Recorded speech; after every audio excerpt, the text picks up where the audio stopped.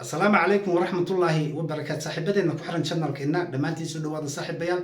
caawiye abdeedii ugu dambeeyay ama qodobo kale oo aad u xiiso badan aan rabnay inaan soo qaadano iyo mucjisada maanta dhacday oo markaa dhinacna aad uga farxaysid dhinacna markaas mid xanuun ama murugo leh ay noqonayso qodobadeena marka aan soo qaadano waxaan rabnaa inaan ugu hadalno oo aan soo qaadano waa Fahad Salaad Allah naxariistii janaasiyo wuxuu ahaa waa nin dhalinyaro ah oo Soomaaliyeed oo ciidankii qaranka ee federaalka Soomaaliya markaa ka tirsanaa hadda waa nin dhinta weeye geesi ayuu ahaa naftii hore ah waana sawirka hadda aynu halkaa uga jeedno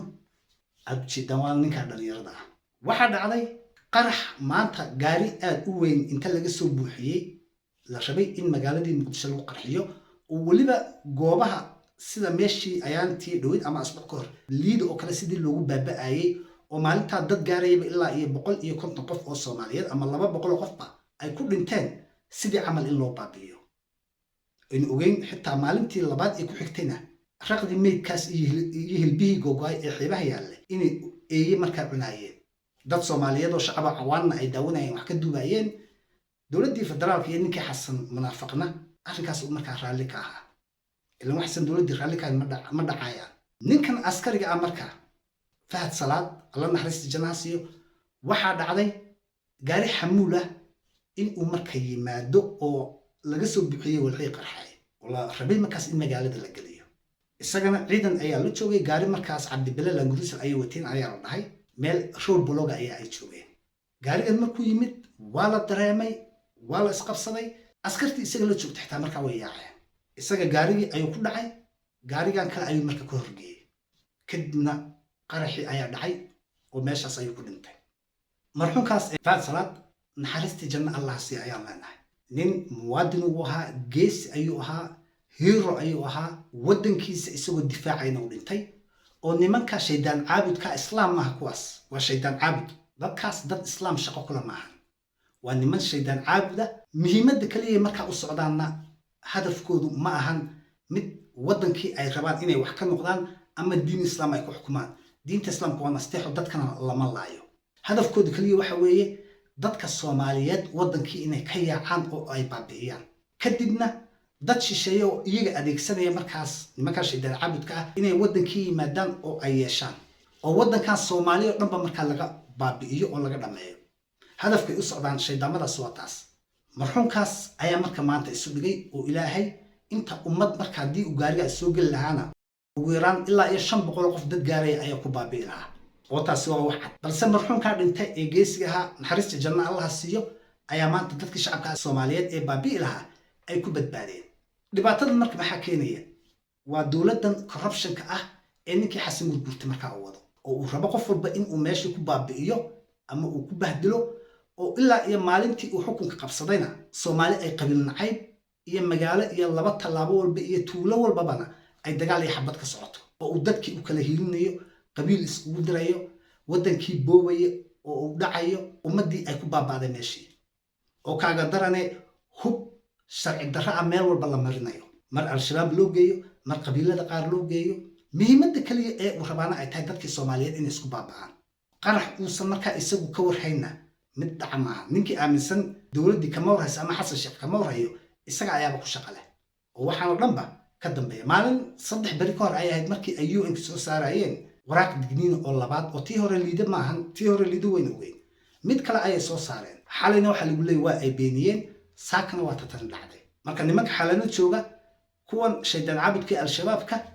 iyo dawladii Xasan Sheekh Maxamuud kulligood waa ay wada shaqeystaan waa dawlad xubnihii wasiiradeedii agaasimayaasheedii ayaa ah niman shacab Soomaaliyeed soo baabiyay oo al-shabaab maxaad ka sugaysaa marka inay wax badbaadiyaan mise inay wax sii laayaan waa inay wax sii laayaan badbaado kuwaas marka laga sugayo waa dawlad al-shabaab oo wadankii dhac iyo wax walba markaa rabtay in isku darto Fahad Salaad familkii ku soo jeedayna waxaan leenahay samir iyo iimaan Allah idinka siiyo nin Soomaaliyeed oo geesi ayuu ahaa maantana boqolaal Soomaali oo la baabi'in lahaa oo caruur iyo dumar iyo hooyooyin iyo shacab iyo rag inta isugu jirta ay badbaadiyay magac fiican wadankiisa u soo hooyay isagana naxariistii janna Allah siiyo dhamaan Soomaali oo dhan waa u ducaysay oo wax wanaagsan ayuu sameeyay waan ehlu janna oo waa shahiid intaas Soomaaliya khalqigaas oo dhammaad u ducaynayaan allah uu aqbalo ilaahay jannadii ha geeyo wax wanaagsan ay qabtay waalidkii dhalayna nin geesi ay dhaleen oo lagu faano isagana magac iyo taariikh waa ay ka hartay qof walbana waqti ayuu dhimanaya oo waa la soconaya balse inaad magac iyo wanaag ka tagtid ayaa wax walba ugu wanaagsan Soomaaliya dhanna samir iimaan allah ka sii ayaa leeyahay askariga xalaash ah ee dhintay oo nin wanaagsan ah qodobkan halkaas aynu kaga tageynaa maanta sidoo kale waxa dhacay maamulkii dowladda Puntland ee gobolka Mudug ay soo qabteen nin kale oo isaguna ahaa argagixisada ka mid ah oo ninka hadda sawirkiisa in halka ugu jeedno naanaystiisuna waxay ku magac dheeray Siigeyste ninkaasi 10 qof oo baa afraadii la dilayay oo dil toogasho lagu xukumay oo oday saaqidoo dhahayay nin walaalkayo in adeerkayo oo aan saaxiibanahay oo aan jecelahay ayaan dilay dhahayay oo dadka ayaan farta ku fiiqi jiray kuwaasuu ka mid ahaa oo dadka gobolkii Mudug marka baabiye ay isna marka ka mid ahaa oo cunuga xunka u jeedaan waxa dadka inta lagu shaqeysta dadka baabiye waa kuwaas ninkaas Siigeyste marka ma uu baxsaday maalinta xukuumada ayuu ahaaba oo dil toogasho ay sugayay isaga iyo laba kale saddex iyagoo ah ay baxsadeen ayaa la dhahay kadib waa la raad joogay ama ciidanka marka amniga ee Puntland ayaa daba socday maanta marka ciidanku waxay soo cadeeyeen in ninkan la soo qabtay Siigeyste oo isaga marka magaciisa loogu yeero waa nin al-shabaab ah waa dhagar qabe waa khaatin Cabdiraxmaan Awal Maxamed Siigeyste oo kamid ahaa saddex maxbuus oo fakaday oo kamid ahaa marka saddex maxbuus oo fakad ku maqnaa way fakadeen iyagoo la xukumada ayuu ahaa waana ninka marka ugu darnaa ee dilalka da'an geystay markaas ninka Siigeyste lagu leeyahay kaas madaxa weyn dhankaas weeye waxa dad Soomaaliyeed baabi'iyay isagoo marka dad shisheeye ah iyo niman shaydan caabuda marka caawinaya oo dad Soomaaliyeed oo islaam oo ashahaadanaya oo dhulkoodii jooga raba inta uu baabi'iyo gaala iyo niman ajnabi ah dhulkii Soomaaliyeed inay qaataan waa waxa noocaas ah iyo wax la mid ah ayaan daradna maxay taalaa oo ay Chinese-ka ama u helayaan fursadda inay wadankii ku baabi'iyaan ama uu shisheeyaba ku qaato waa dawladdan marka corruption-ka ah ee Xasan Sheekh Maxamuud uu hogaaminayo oo wadankii baabi'isay dawlad inay yihiin xitaa isma yaqaanaan ama isma oga Xasan Sheekh Maxamuud ma aaminsana inuu nin madaxweyne yahay oo wadankii maamulaya balse nin Chinese gaad ah oo dadka isku diraya qabiil u kala kaxeeyay meel walba xabad la isku dilayo qaraxi uu meel walba ka socdo uu isagii geeska wada uu gacan ku leeyahay wadankiina uu rabo inuu dhaco oo uu baabi'iyo kaliya ay sheekadu markaa tahay wadankii Soomaaliyana sidaas ay markaa ku baaba'aya oo meel xun ugu socdaa waana Xasan Gurguurte ninka aan aakhirana ogeyn adduunna rabo markaa in jeebabkiisa buuxsado oo uu dad Soomaaliyeed oo masaakiina dhiigoodii markaa lacag ka dhigto xaalad halkaas ay maraysaa waxaan rabnaa marka inaan soo qaadano video hadda dhow ama cabaar ka horba ay soo gashay Marwo Daahir oo ka hadlaysa Xasan Sheekh Maxamuud iyo dhibaatada uu wadanku ku hayo iyo wax walba oo markaa dhacaya in uu markaa isagu mas'uul ka yahay oo ay tahay mid xalane iyo fila Soomaaliya iyo ciidamadii markaa intii madaxda u ahayd al-shabaab ka ahayd ay isla wada og yihiin oo lagu talagalay shacabkii Soomaaliyeed iyo wadankii in lagu baabi'iyo oo nimanka ajnabiga ee xalana joogaan wadanka rasuulkiisa ay dhacayaan Xasan Gurguurtana shacabka intii soo hartay uu markaa dhiigii ka meeranayo waa dhibaatada Soomaaliya la rabo gebi ahaanba markaa lagu baabi'iyo iyo isagoo maalinta ka dambaysa been iyo munaafiqnimadiisu ay sii badanayso bal waxaan rabaa videogan Marwo Daahir inaan markaa isla aragno ay markaa sheegtay waxa hawshan ka dambeeyaba inuu madaxweyne Xasan Sheekh Maxamuud yahay iyo kuwa markaa tuugada ah ama ajnabi ha ahaadaan ama kuwa wadankii u dhashay ha ahaadaan ee isaga markaa la shaqaysanaya balda Marwo Daahir iyo videogeeda aynu isla aragno horta dalkayga meesha ku socdo idna aad kama saarna waxaan u malaynayaa waa hore inaan wax idin sheegay kuwa ganacsadayaashana waan u sheegay war waa la idinku soo socdaa war waa la idin baabi'inayaa intaba waan lahaa inay dawladuhu meeshan ku dagaalamayaan horaan u sheegay ilaahay caqligayga iyo maskaxdayda yarna allah ii daayo laakiin Soomaalidu waxba kuma waana qaadanayaan xaqiiqada si kastoo aad u taabsiisid waa lax dhukan cod iyo abaabmo inay meeshaani masaari u soo socoto waliba inta loo calaamadeeyaan u sheegay koonfur galbeed in la dejiyaa la rabay Kismaayana in la dejiyaa la rabay koonfur galbeed intaa waa u dhawaaqay caawana waan u dhawaaqayaa odagii koonfur galbeed jooga igu geeya lafta gareen adikuna kulliga iyagana waxaan u malaynayaa doon baa wada saaranahay doonta aan saaranaana labay mid noqonaysaa caawana warka si fiican iiga dhegaysta ama waa baaba'aynaa oo qaarada dhana ka tirmaynaa filla ku kaadi midda taalla iyo xagga ilaahay wax ku maqan annaga caalimul qayb maniino ilaahay wax ku maqan annaga ma sheegi karno laakiin sida filla ku kaadi laga rabo xasan dhageena waxaan caawa ku dhibcinayaa inuusan cid ka dambaysa uusan meeshaan u rabinin haddii amarka asaga u leeyahay ku dhaqaaqayso kii caawa tagi lahaayo kii joogi lahaayo kii caraabi lahaayo xasan dan iyo xaaje u kaliya lama arko ciidan baaba'aya dal baaba'aya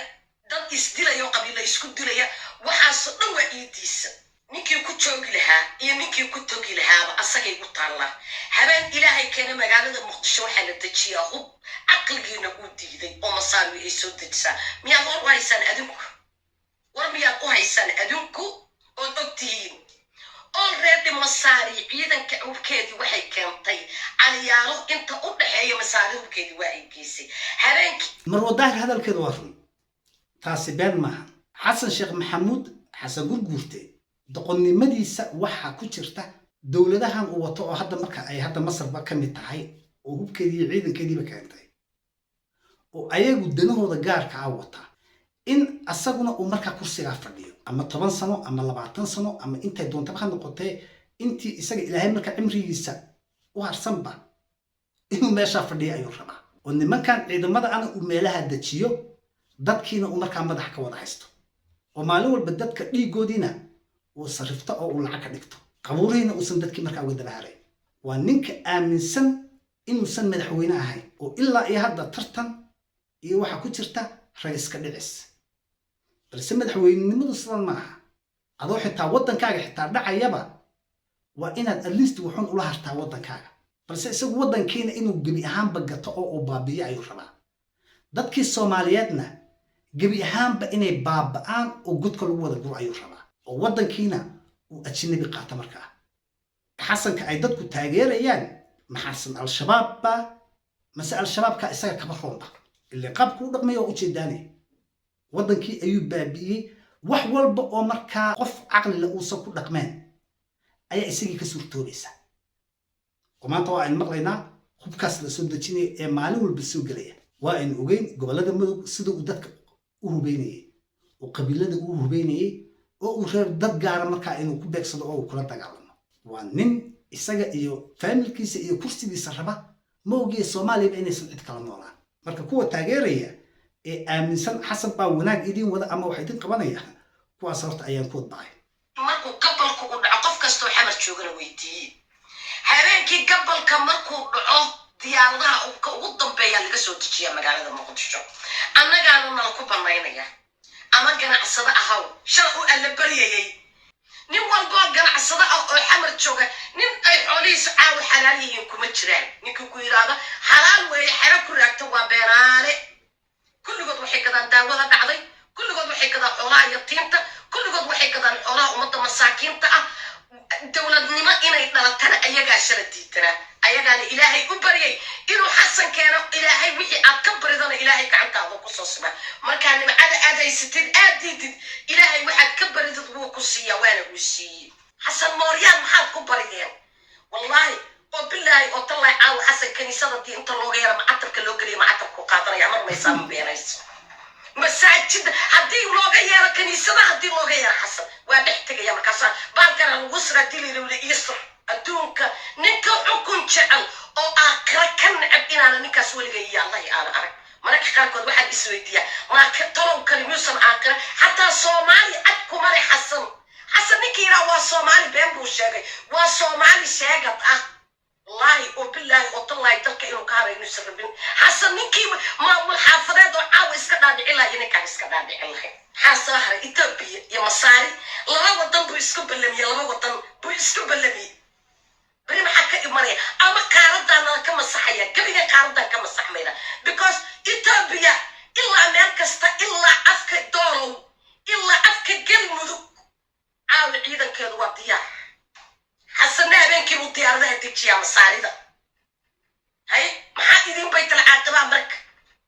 gantaalka halkaa etoobiya laga soo tuuro ilaah maxamed qaariqaaw ku dhaartay magaalada muqdisho kugu imaanaysa iyadoo cid kaleba idin tiridid madaxtooyada filla ku qaadi iyo aeroboorkana waa hore rush ma idin yiri rushtiyaa ku soo socoto waa tii iimaanka layga qaada waa dhibaatada marka dadka Soomaaliyeed haysata xasan sheekh maxamuud oo geliyahanba marka uu tala galay inuu baabi'iyo oo maanta dawladdii Masar hubka ay wadatay ciidankeedii kulli taagan meeshii ayaan keenayaa Ethiopia maxay qabanaysaa marka ilaan Ethiopia iyo Masar waa dad dagaal ka dhaxeeyo dagaalka Ethiopia iyo Masar ka dhaxeeya ayaa marka waxa uu rabaa shacabkii Soomaaliyeed maadaama uu baabi'in kari waayay isagu sidii uu u rabay ay u dhiman waayeen in labadan dawladood dagaalka ay istagaalayaan dhexdooda in shacabkii Soomaaliyeed ku baaba'aan qaarna u dhaxo al-shabaab xagga ka qarxiya oo baabi'iya qaar wadankii ay ka yaacaan rafaadka iyo gaajada iyo dhibaatada taala markay arkaan oo wadankii Soomaaliyana uu marka ajnabi ku wareejiyo oo u gato madaxweynuhu waa ninka soo ku fikiraya dadna waxay aaminsan yihiin ama ay ku taageerayaan qabiil bal ka warrameedinka dhibaatada marka wadankii haysata waa taas balse kuwa qabiilka ku taageerayay ayaa horta ugu ayaan daran maantana kuwa kale ayaa weli sii daba socda oo u malaynaya inuu nasteexo u wado balse ninkii xasan aaminsan wanaag ayaa wadankii Soomaaliya uu u wada taa waa iska ilaalisa xasan sheekh maxamuud waxaa ka go'an Soomaaliya gabi ahaanba inay baabaado dhulkan uu marka xaraashto oo gato dadkii Soomaaliyeed iyo shacabkii dhulka iska lahaana iyagana wax la laayo iyo wax qaxa iyo waxaan wadankaba marka jinsiyadba u yeelan inay noqdaan oo dad ajnabi ay yimaadaan wadankiina ay yeeshaan marka qofkii Soomaaliya ee isdhahaya xasan ayaa wax qabanaya Soomaalinimadaadii ayaa shaki galaysa dhulkaagina waa laga xoogaya marka ee hurdada ka kac oo soo toos waa la duqaynaya oo wallahi anu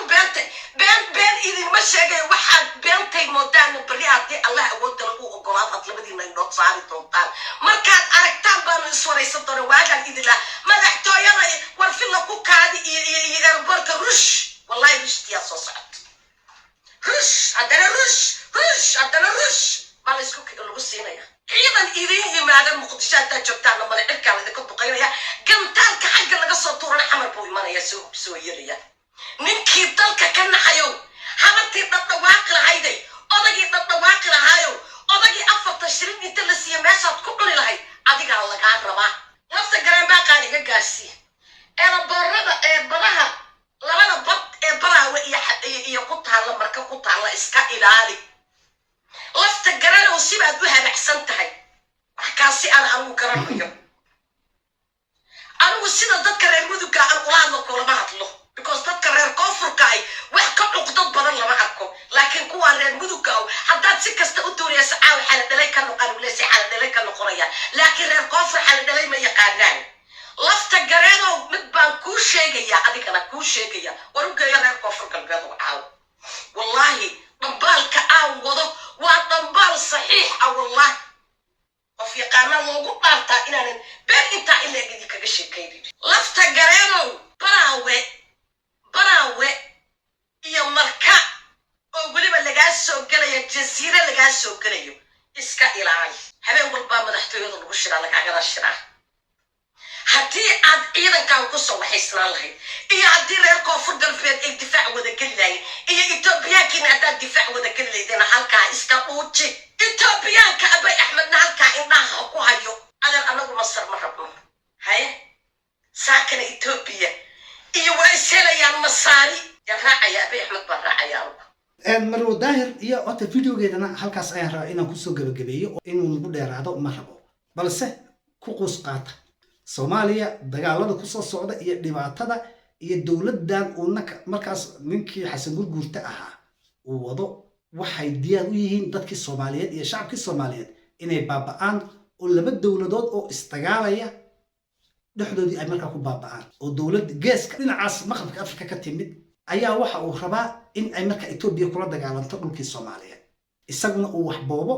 kursigaas marka filla Soomaaliyana ay dawladaha iyo ciidamada ajnabiga ku ilaaliyaan isaga oo uu meesha iska fadhiyo sawir camal dadkii Soomaaliyeedna baaba'an wadankiina uu burburo oo dhulkiina ay dad cadow oo shisheeyay markaa qaataan isaga intaas kaliya ayaa markaa u daran marka ninkii ku farxi lahaa iyo kii ku nixi lahaa iyo kii aaminsanaa xasan ayaa dal xoreeyay ama wax wanaajiyay maanta u jeedaan meesha marayso waa sidii taamkii hore ee uu markaa haystay oo mar walba oo kursiga saaran yahay ay Soomaaliya u noqotaa wax la gogoosanayo oo dawladda shisheeye isku qabtaan waana aqoon darrada marka isagoon dawlad iyo maamulkeedii aan aqoon u markaa rabo inuu wax maamulo oo qabiil uu meeshii ku yimaado dhibaatadeediina marka maanta waad haysaan idinkoon meel kaleba ka raadinba fiiriya le marka qaabka uu isagu markaa wax u wado iyo Soomaaliya maanta meesha ay ku dambayso ama meesha ay taagan tahay videoga waxaan rabaa in halka kusoo gabagabeeyo inaan kusii dheeraano ma rabo intaan videogan iyo video lamida insha Allah isugu imaan doono waxaan idinkaga tegayaa wassalaamu calaykum waraxmatullaahi wabarakaatu